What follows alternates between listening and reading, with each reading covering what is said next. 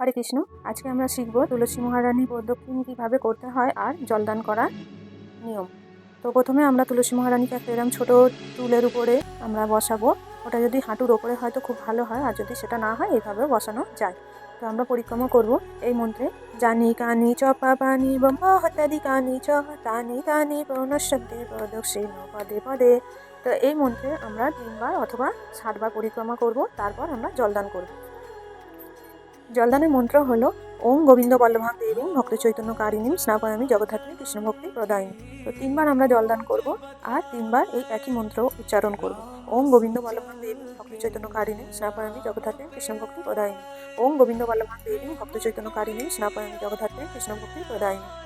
যে কোনো সময় তুলসী মহারানীকে জলদান করা যেতে পারে। ব্রাহ্ম মুহূর্ত থেকে তুলসী মহারানীকে জলদান শুরু হয়। ব্রাহ্ম মুহূর্ত থেকে সূর্যাস্তের আগে পর্যন্ত কখনো সূর্যাস্তের পরে তুলসী মহারানীকে জলদান করা যাবে না। হরে কৃষ্ণ, রাধে রাধে।